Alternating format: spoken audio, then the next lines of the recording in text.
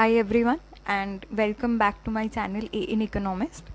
So this is again going to be a continuation of our 10 principles of economics.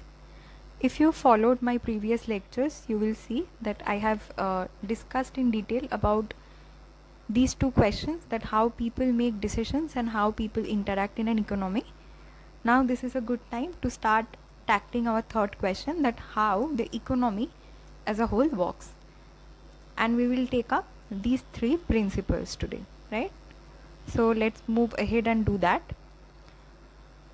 The principle says a country's standard of living depends upon its ability to produce goods and services.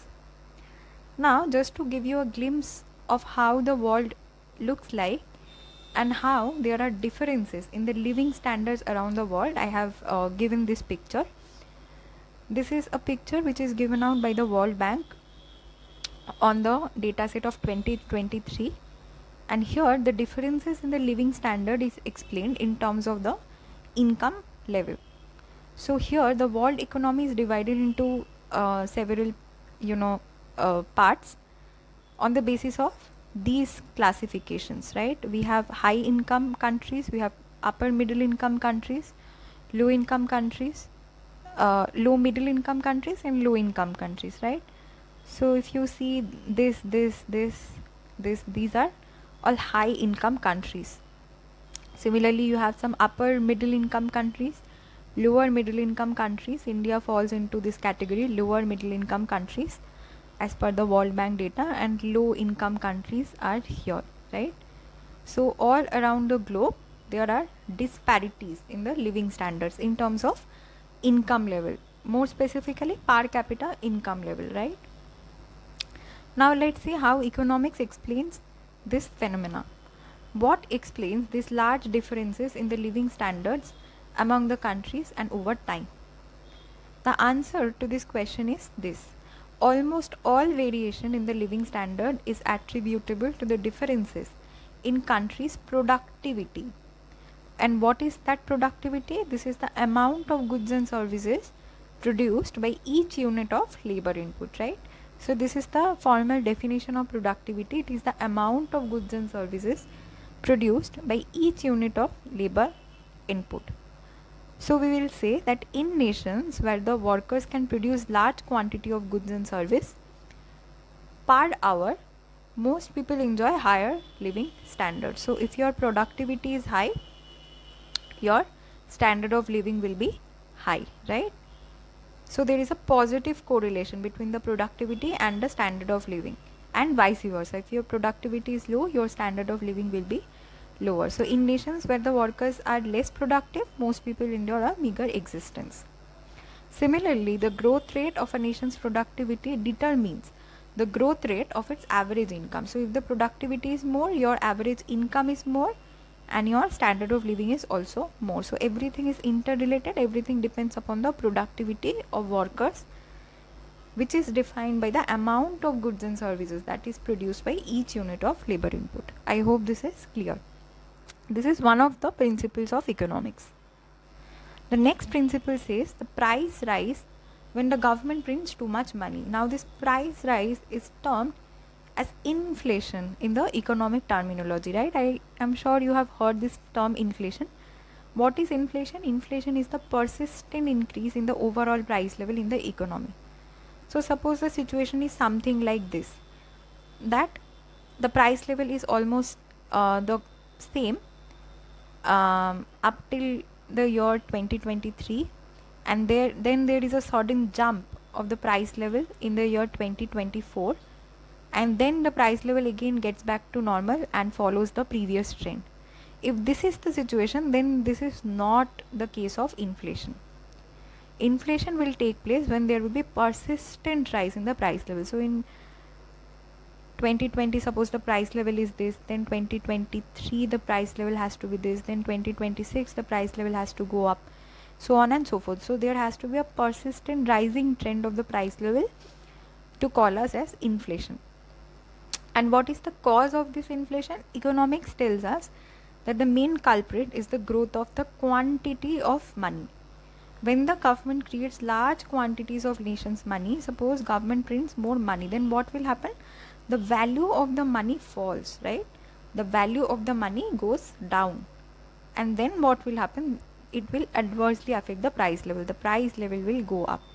So this is one of the thumb rules of economics, that if you print more money, the government prints more money, then the price level of the economy will go up. You can see this example where it is shown how inflation has changed the price of a cup of a coffee over time. So in the year 1970, a cup of coffee cost only 25 cents. Over the years, it has increased consistently, and now in the year 2024, it costs $3.08. So you can understand how much it has increased, right? This is what is the inflation. And the final principle that we will be talking about, and this will wrap our lecture on 10 principles, says that society faces a short run trade-off between inflation and unemployment. Now to understand this, I have given the chain of logic here. Let's read it. Increasing the amount of money in the economy stimulates the overall level of spending and thus the demand for goods and services. Suppose previously you earned 25,000 rupees a month, right? 25k a month. And now suddenly your in-hand money increases to 30,000. Then what will happen? If you get 5k extra money, you can think that, okay, I will purchase something that I like, right? Your demand for goods and services will be increased as soon as your income level rises or your in-hand money rises. This is what happens when you increase the money supply in the economy. People have more money to spend, and this will give a boost of a demand boost for the goods and services that the economy has to offer, right? Then what will happen? Higher demand may over time cause firms to raise their prices, and as we have understood in the previous principle, that as soon as you increase the money supply, the price level will increase, and this will lead to inflation, right? So higher demand may over time cause firms to raise their prices, but in the meantime it also encourages them to hire more workers and produce large quantities of goods and services. As soon as they raise their price and they see the demand for their product, they will start hiring more people and the employment will go up. That is what we wanted to understand, right? That inflation and unemployment are linked with each other. As soon as prices go up, the firms will see that there are more demand for their products, they will start hiring more workers and they will produce large quantities of goods and services. As a result, employment will go up, and more hiring means unemployment will go down. Employment goes up means unemployment will go down. This is the line of reasoning for the final trade-off that we discuss here, that a short run trade-off between inflation and unemployment. And this is a famous Phillips curve relationship that we will understand in details in our future macro lessons. When we go into macro, this is a separate chapter that we have to understand. But one thing to note here is that this relationship will only hold in the short run. Now in macroeconomic sense, short run means that when your expectation stays the same. If you are starting with the economics and you are fresher, then I think you will find a little difficult to understand this right now. But once we gradually build up on economics knowledge, you will see that short run means when the expectation of people stays the same, and expectation has a very crucial role to play for both macro and micro, right? So we will understand this in detail in our future videos. As of now, we have to understand that there is a short run trade-off between inflation and unemployment, and this is the reasoning behind this.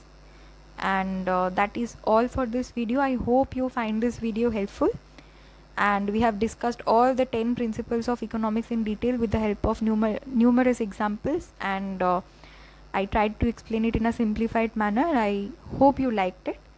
If you do, then give me a thumbs up and consider subscribing to my channel, and stay tuned for the next lectures. Thanks for your time.